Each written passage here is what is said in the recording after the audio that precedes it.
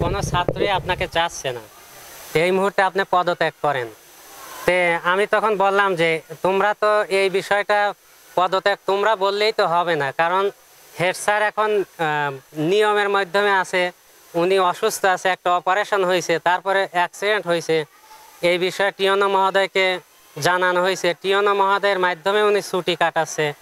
তারপরে ওনার যে বিষয়টা আছে, যে যে 2 দিন বা 3 দিন আসে নাই, উপস্থিত হয় নাই, সে দিনগুলিতে টিওনো মহোদয় নিজে অনুপস্থিত লেখছে। তাহলে আইনি প্রক্রিয়া যেটা তার অ্যাকশন যাকে বলে, সেটা কিন্তু অলরেডি শুরু হয়ে গেছে। তাহলে যা হবে এটা আইনের মাধ্যমেই হবে। তো তোমরা তো এইভাবে কাউকে পদত্যাগ করাতে পারো না, আর এটা কোনো সিস্টেমও না। তার যদি আর একটা বিষয় হলো, উনি আমাদের এখানে আসার পরে শিক্ষকদের সাথে কোনো খারাপ আচরণ করে নাই বা প্রতিষ্ঠানের কোনো টাকা পয়সা মারে নাই, এই জাতীয় কোনো কার্যক্রম করে নাই। কিন্তু ওরা বলতেছে আপনি চুপ থাকেন, আমাকে বলছে আপনি চুপ থাকেন। এক পর্যায়ে আমাকে ধাক্কা দিয়ে বের করে দেয়, দরজা থেকে বের করে দেয়, দরজা করে বের করে দরজা আটকা দিতে যায়। আমি আবার হাত দিয়ে ধাক্কা দিয়ে ভিতরে প্রবেশ করি। ভিতরে প্রবেশ করে বলছে আপনাকেও কিন্তু অপমান, আপনি আমার শিক্ষক, আপনিও কিন্তু অপমান হবেন না। তা আমি বলছি তোমাদের এই বিষয়টা তোমরা একেবারেই বাদ দাও, কারণ এটা আইনের বিষয়, আইনের প্রক্রিয়ার মাধ্যমে হবে। যার পর্যায়ে কোনো কিছুই না শুনে ওরা একটা কাগজ নিয়ে এসে হেড স্যারকে বারবার বলতেছে এখানে আপনি সই করেন, লেখেন যে আমি স্বইচ্ছায় সজ্ঞানে আমার এই পদের অযোগ্য হিসাবে আমি পদত্যাগ করছি। তো হেড স্যার প্রথমে এই বিষয়টা উনিও বুঝছেন না কি কর্তব্য, মানে চতুর্দিকে লোকজন ঘিরে রাখছে, উনি অস্বীকৃতি জানাইছেন যে আমি এটা করতে পারবো না।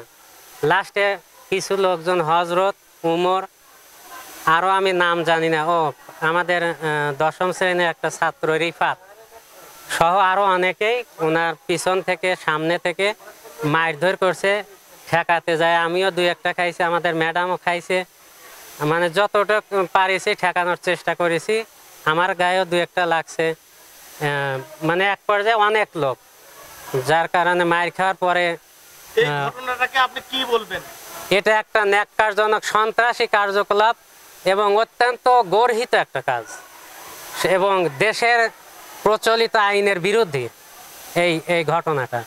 যে কোনো বিষয়ের যদি কেউ অন্যায় করে তার আইনি প্রক্রিয়া আছে, হেড স্যার অন্যায় করলে তার আইনি প্রক্রিয়ার মাধ্যমে শাস্তি হবে, কিন্তু জনগণ তাকে যা মারধর করবে এটা কোনো আইনের মধ্যে পড়ে না। হেড স্যারের একটা কমিটি আছে, কমিটি যদিও বিলুপ্ত, তারপরেও টিওনো মহোদয় আমাদের সভাপতি, ওনার মাধ্যমে সমস্ত কার্যক্রম হতে পারত। এলাকার লোকজনের কোনো যদি দাবি থাকে সেটা টিওনো অফিসে দিতে পারত, ডিও অফিসে জানাতে পারত, কিন্তু না করে এইরকম সন্ত্রাসী কার্যক্রমের মাধ্যমে অসংখ্য লোকজন এসে তাকে মারধর করা, এটা একটা ন্যাক্কারজনক ঘটনা।